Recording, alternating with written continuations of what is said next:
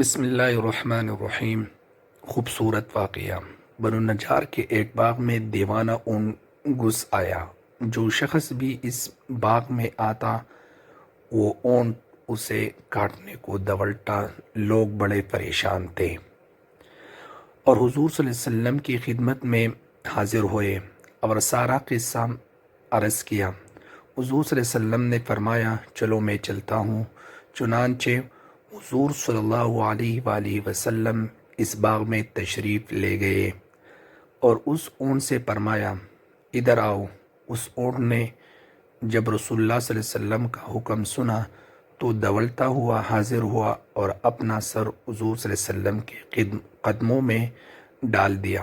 حضور صلی اللہ علیہ وسلم نے فرمایا اس کی نکیل لاؤ۔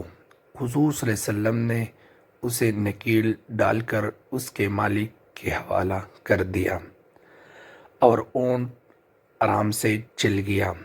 حضور صلی اللہ علیہ وسلم نے پھر صحابہ کرام رضی اللہ تعالیٰ عنہم سے فرمایا کافروں کو سوا مجھے زمین و آسمان والے سب جانتے ہیں کہ میں اللہ کا رسول ہوں۔